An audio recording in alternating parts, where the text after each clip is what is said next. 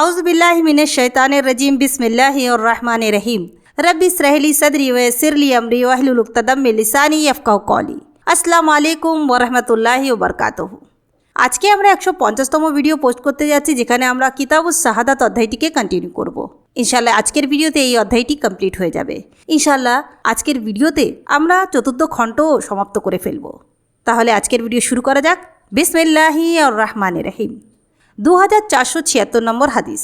হযরত আব্দুর রহমান ইবনে আবু বকরা তার পিতা থেকে বর্ণনা করেছেন, নবী করিম সাল্লাল্লাহু আলাইহি সাল্লামের সামনে এক ব্যক্তি অপর এক ব্যক্তির প্রশংসা করলে তিনি প্রশংসাকারীকে বললেন, তোমার জন্য ধ্বংস, তুমি তোমার বন্ধুর ঘাড় কর্তন করে ফেললে, তুমি তোমার বন্ধুর ঘাড় কর্তন করে ফেললে। কথাটা তিনি কয়েকবার বললেন। পরে বললেন, তোমাদের কাউকে যদি তার মুসলমান ভ্রাতার প্রশংসা করতে হয় তবে বলা উচিত, আমি অমুককে এরূপ মনে করি, এর অধিক আল্লাহই জানেন, আমি আল্লাহর তুলনায় কাউকে নির্দোষ মনে করি না। তার সম্পর্কে ভালো কিছু জানা থাকলে বলবে, তবে তাকে আমি এই রূপ জানি।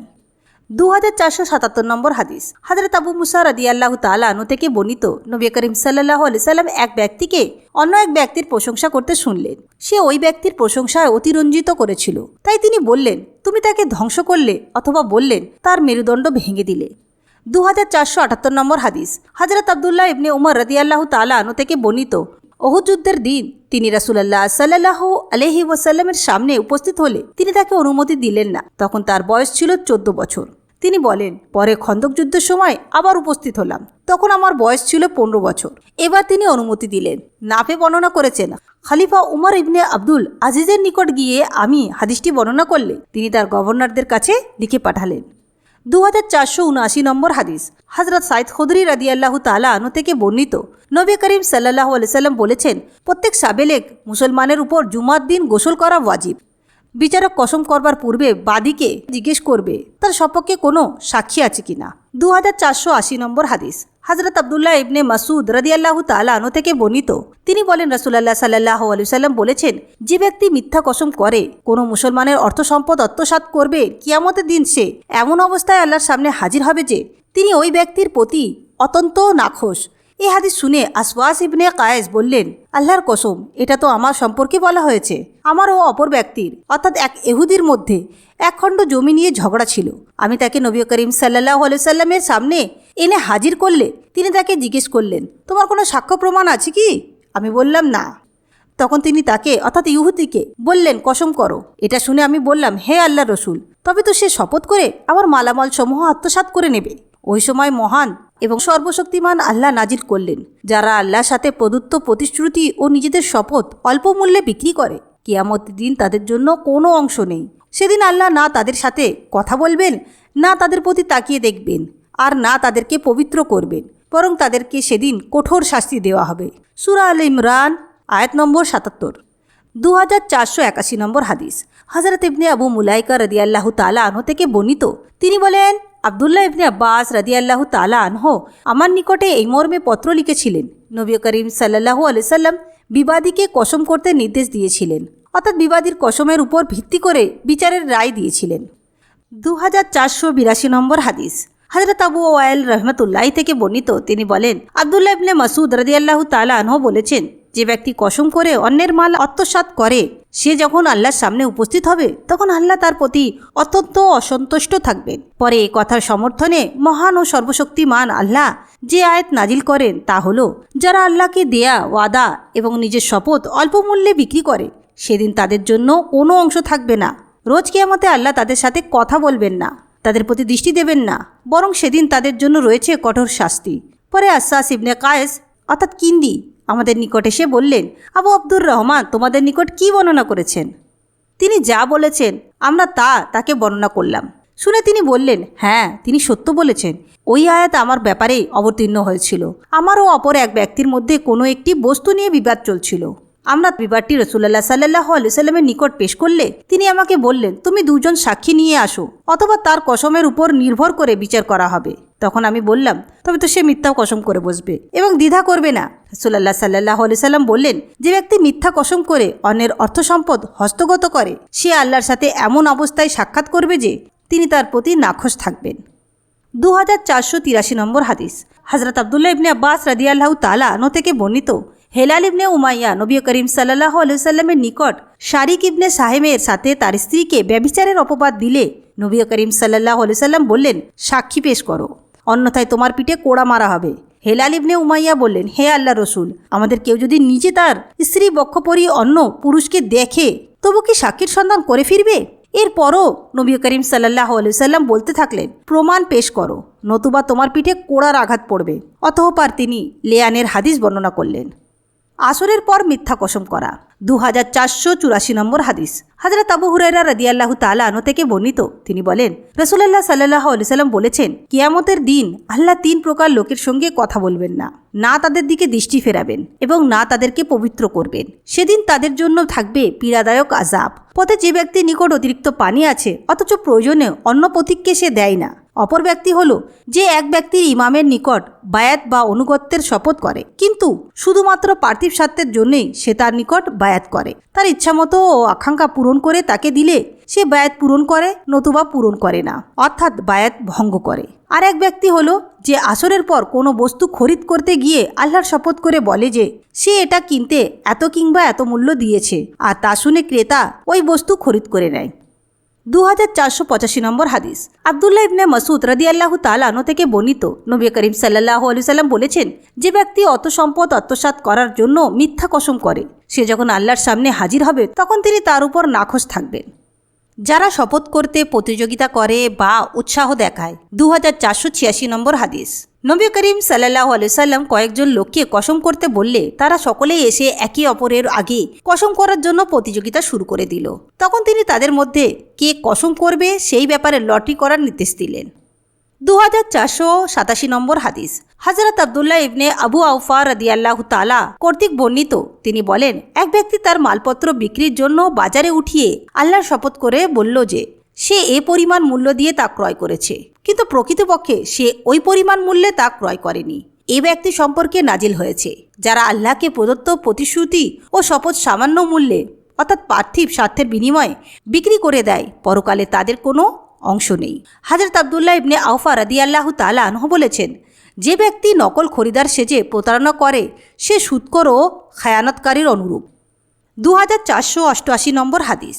হযরত আব্দুল্লাহ ইবনে মাসউদ রাদিয়াল্লাহু তাআলা কর্তৃক বর্ণিত, নবী করিম সাল্লাল্লাহু আলাইহি ওয়াসাল্লাম বলেছেন, কেউ যদি কোনো লোকের অথবা বলেছেন তার ভ্রাতার অর্থ সম্পদ আত্মসাৎ করার লক্ষ্যে মিথ্যা শপথ করে, রোজ কিয়ামতে সে এমন অবস্থায় আল্লাহর সাক্ষাৎ লাভ করবে যখন তিনি তার প্রতি নাখোশ থাকবেন। এ কথার সমর্থনে আল্লাহ কোরআনের আয়াত নাজিল করলেন, যারা আল্লাহর প্রদত্ত ওয়াদা ও তার নামে কৃত কসম সামান্য মূল্যে বিক্রি করে তাদের জন্য রোজ কিয়ামতে কোনো অংশ থাকবে না। কিয়ামতে আল্লাহ তাদের সাথে কথা বলবেন না, তাদের দিকে দৃষ্টিপাত করবেন না এবং তাদেরকে পবিত্র করবেন না, আর তাদের জন্য রয়েছে ভীষণ আযাব। হযরত আবু ওয়াকেল বর্ণনা করেছেন, হযরত আসাস পরে আমার সাথে সাক্ষাৎ করে জিজ্ঞেস করলেন, হযরত আব্দুল্লাহ ইবনে মাসউদ রাদিয়াল্লাহু তাআলা আনহু আজ তোমাদের নিকট কি বর্ণনা করেছেন? আমি বললাম, এরূপ বর্ণনা করেছেন। তিনি বললেন, এটা আমার ব্যাপারে অবতীর্ণ হয়েছে। 2489 নম্বর হাদিস। হযরত তালহা ইবনে উবাইদুল্লাহ রাদিয়াল্লাহু তাআলা আনহু থেকে বর্ণিত, তিনি বলেন, এক ব্যক্তি নবী করিম সাল্লাল্লাহু আলাইহি ওয়াসাল্লামের নিকট এসে তাকে ইসলাম সম্পর্কে জিজ্ঞেস করল। নবী করিম সাল্লাল্লাহু আলাইহি ওয়াসাল্লাম বললেন, দিনে ও রাতে 5 ওয়াক্ত নামাজ আদায় করা। লোকটি জিজ্ঞেস করল, এছাড়া আর কোনো নামাজ কি আমার জন্য ফরজ? তিনি বললেন, না, তবে তুমি নফল নামাজ পড়তে পারো। এরপর রাসূলুল্লাহ সাল্লাল্লাহু আলাইহি ওয়াসাল্লাম বললেন, রমজান মাসে রোজা রাখা। লোকটি বলল, এছাড়া অন্য কোনো রোজা রাখা কি আমার জন্য ফরজ? তিনি বললেন, না, তবে তুমি নফল রোজা রাখতে পারো। তালহা ইবনে উবাইদুল্লাহ রাদিয়াল্লাহু তাআলা আনহু বলেন, এরপর রাসূলুল্লাহ সাল্লাল্লাহু আলাইহি ওয়াসাল্লাম তাকে যাকাতের কথা বললেন। লোকটি বলল, এছাড়া অন্য কোনোভাবে অর্থ ব্যয় করা কি আমার জন্য ফরজ? তিনি বললেন, না, তবে নফল দান খায়রাত করতে পারো। এরপর সে পিছন ফিরে যাওয়ার সময় বলেছিলেন, আমি তদপেক্ষা কিছু বেশিও করব না কিংবা এটা থেকে কিছু কমাবও না। তার কথা শুনে রাসূলুল্লাহ সাল্লাল্লাহু আলাইহি ওয়াসাল্লাম বললেন, লোকটি যদি সত্য বলে থাকে তবে তা সফলতা লাভ করল। 2490 নম্বর হাদিস। হযরত আব্দুল্লাহ ইবনে উমর রাদিয়াল্লাহু তাআলা আনহু থেকে বর্ণিত, নবী করিম সাল্লাল্লাহু আলাইহি ওয়াসাল্লাম বলেছেন, কেউ কসম করতে চাইলে আল্লাহর নামে কসম করবে, অন্যথায় চুপ থাকবে, অর্থাৎ আল্লাহ ছাড়া আর কারো নামে কসম করা যাবে না। 2491 নম্বর হাদিস। হযরত উম্মে সালমা রাদিয়াল্লাহু তাআলা আনহা থেকে বর্ণিত, রাসূলুল্লাহ সাল্লাল্লাহু আলাইহি ওয়াসাল্লাম বলেছেন, তোমরা আমার নিকট বিবাদের বিষয় নিয়ে আসো। তোমাদের মধ্যে কেউ কেউ প্রমাণাদি পেশ করার ব্যাপারে অন্যদের তুলনায় বাকপটু, অমত অবস্থায় অন্যের হক হতে যার পক্ষে আমি ফয়সলা দিয়ে দিই তাকে দোজখের এক টুকরাই দিয়ে থাকি, তাই সে যেন এভাবে তা গ্রহণ না করে। 2492 নম্বর হাদিস। হযরত আব্দুল্লাহ ইবনে আব্বাস রাদিয়াল্লাহু তাআলা আনহু থেকে বর্ণিত, তিনি বলেন, আবু সুফিয়ান আমার নিকট বর্ণনা করেছেন, রোমের সম্রাট হিরাক্লিয়াস তাকে বললেন, আমি তোমাকে জিজ্ঞেস করেছি তিনি নবী করিম সাল্লাল্লাহু আলাইহি ওয়াসাল্লাম তোমাদেরকে কি কি কাজের আদেশ করেন? তুমি জবাব দিলে তিনি তোমাদেরকে নামাজ, সততা, পবিত্রতা, ওয়াদা পূরণ ও আমানত আদায় করতে আদেশ করেন, আর এগুলোই তো একজন নবীর স্বভাব। 2493 নম্বর হাদিস। হযরত আবু হুরায়রা রাদিয়াল্লাহু তাআলা আনহু থেকে বর্ণিত, রাসূলুল্লাহ সাল্লাল্লাহু আলাইহি ওয়াসাল্লাম বলেছেন, মুনাফিকের নিশানা তিনটি: কথা বললে মিথ্যা বলে, আমানত রাখলে খায়ানাত করে এবং ওয়াদা করলে তা ভঙ্গ করে। 2494 নম্বর হাদিস। জাবের ইবনে আব্দুল্লাহ রাদিয়াল্লাহু তাআলা কর্তৃক বর্ণিত, তিনি বলেন, নবী করিম সাল্লাল্লাহু আলাইহি সাল্লামের ইন্তেকালের পর আলী ইবনে হাসরামির নিকট হতে আবু বকর রাদিয়াল্লাহু তাআলা আনহুর নিকট কিছু মাল আসলে তিনি ঘোষণা করে দিলেন, নবী করিম সাল্লাল্লাহু আলাইহি সাল্লামের নিকট কারো কিছু পাওনা থেকে থাকলে বা তিনি কাউকে কোনো ওয়াদা দিয়ে থাকলে সে যেন আমার নিকট এসে তা নিয়ে যায়। জাবের রাদিয়াল্লাহু তাআলা আনহু বলেন, আমি গিয়ে বললাম, নবী করিম সাল্লাল্লাহু আলাইহি সাল্লাম আমাকে এ পরিমাণ এবং এ পরিমাণ, অর্থাৎ জাবের 3 বার দুবাহু ছড়িয়ে বললেন, দেওয়ার ওয়াদা করেছিলেন। জাবের রাদিয়াল্লাহু তাআলা আনহু বলেন, তিনি আমার দুহাতে 500 মুদ্রা গুনে দিলেন, তারপর 500 এবং তারপর আরও 500 দিলেন। 2495 নম্বর হাদিস। হযরত সাইদ ইবনে জোবায়ের রহমতুল্লাহ থেকে বর্ণিত, তিনি বলেন, হীরাবাসী এক ইহুদি আমাকে জিজ্ঞেস করলো, মুসা আলাইহিস সালাম ওয়াদাকৃত 2টি সময়সীমার কোনটি পূরণ করেছিলেন? বললাম, আমি জ্ঞাত নয়। আরবের কোনো আলিম লোকের নিকট জিজ্ঞেস করে না জানা পর্যন্ত আমি তা বলতে পারবো না।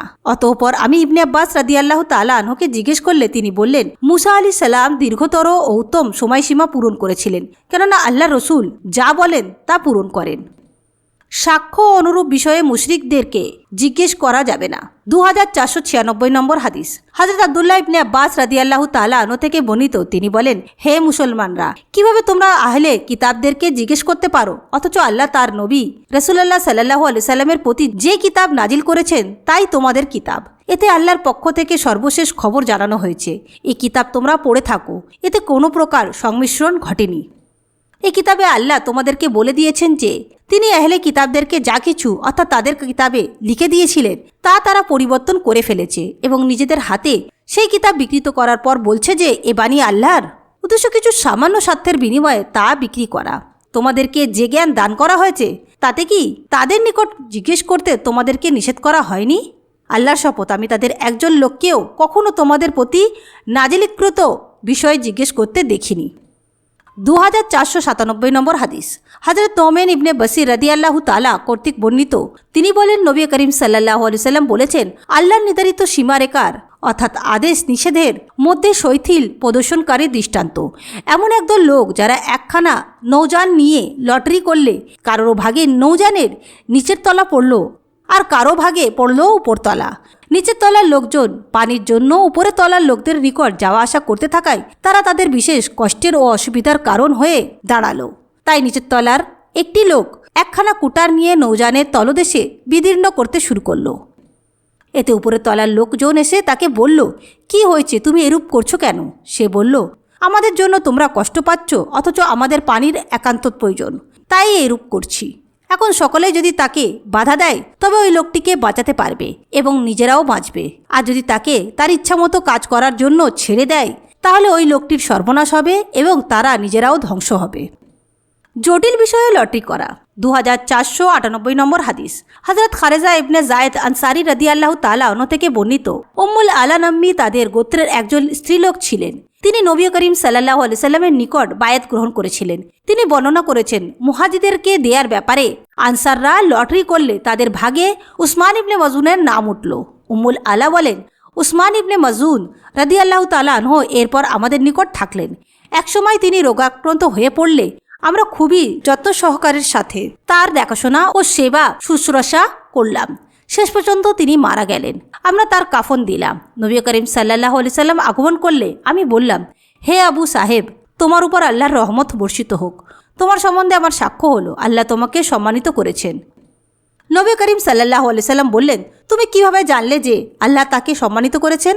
আমি বললাম, হে আল্লাহর রসুল, আমার পিতামাতা আপনার জন্য উৎসর্গ হোক, আমি কিছুই জানি না। তখন নবী করিম সাল্লাল্লাহু আলাইহি সাল্লাম বললেন, আল্লাহর কসম, তার মৃত্যু এসে গেছে, আমি তার কল্যাণের আশা রাখি। আল্লাহর কসম, আল্লাহর রসুল হয়েও আমি জানি না তার সাথে কিরূপ ব্যবহার করা হবে। উম্মুল আলা বললেন, আল্লাহর কসম, এরপর আমি আর কোনোদিন কারণ নিদর্শিতা বর্ণনা করব না। তবে এ ঘটনা আমাকে মনোকষ্টের মধ্যে ফেলে দিল। তিনি বলেন, পরে আমি ঘুমিয়ে পড়লে স্বপ্নে উসমানের জন্য একটি ঝর্ণাধারা প্রবাহিত হতে দেখলাম। সুতরাং নবী করিম সাল্লাল্লাহু আলাইহি সাল্লামের নিকট গিয়ে তা জানালাম। তিনি বললেন, এটা তার আমল। 2499 নম্বর হাদিস। হযরত আয়েশা রাদিয়াল্লাহু তাআলা আনহা থেকে বর্ণিত, তিনি বলেন, রাসূলুল্লাহ সাল্লাল্লাহু আলাইহি সাল্লাম সফরে যেতে মনস্থ করলে তার স্ত্রীদের মধ্যে লটারি করতেন। এতে যার নাম উঠত তাকে সাথে নিয়ে তিনি সফরে যেতেন। হযরত সাউদা রাদিয়াল্লাহু তাআলা আনহা ছাড়া তিনি তার প্রত্যেক স্ত্রীর জন্য দিবারাত্র ভাগ করে দিয়ে পালাক্রমে প্রত্যেকের নিকট থাকতেন। কেবলমাত্র সাউদা রাদিয়াল্লাহু তাআলা আনহা রাসূলুল্লাহ সাল্লাল্লাহু আলাইহি সাল্লামের সন্তুষ্টি লাভের জন্য তার অংশের দিবা ও রাত নবী করিম সাল্লাল্লাহু আলাইহি সাল্লামের স্ত্রী হযরত আয়েশা রাদিয়াল্লাহু তাআলা আনহাকে দিয়ে দিয়েছিলেন। 2500 নম্বর হাদিস। হযরত আবু হুরায়রা রাদিয়াল্লাহু তাআলা আনহু থেকে বর্ণিত, রাসূলুল্লাহ সাল্লাল্লাহু আলাইহি সাল্লাম বলেছেন, মানুষ আজান এবং প্রথম কাতারের মর্যাদা জানলে আর লটারি করা ছাড়া তা পাওয়ার সুযোগ না থাকলে লটারি করেই তা স্থির করে নিত। ভোরের নামাজে যাওয়ার যে কত মর্তবা তা যদি জানতো তবে প্রতিযোগিতা করে সেদিকে দৌড়তো। আর এশা ও ফজরের জামাতে সামিল হওয়ার মর্যাদা তারা যদি উপলব্ধি করত তবে হামাগুড়ি দিয়ে হলেও তাতে তারা উপস্থিত হতো। তো আজকে আমরা 150তম ভিডিও পোস্ট করলাম, যেখানে আমরা কিতাবুস শাহাদাত অধ্যায়টি কমপ্লিট করে ফেললাম। আলহামদুলিল্লাহ, আজকে আমাদের 4র্থ খণ্ড সমাপ্ত হয়ে গেল। ইনশাআল্লাহ নেক্সট ভিডিওতে আমরা 5ম খণ্ড শুরু করব। ইনশাআল্লাহ নেক্সট ভিডিওতে আপনাদের সঙ্গে আবার দেখা হবে। আসসালামু আলাইকুম ওয়া রাহমাতুল্লাহি ওয়া বারাকাতুহু।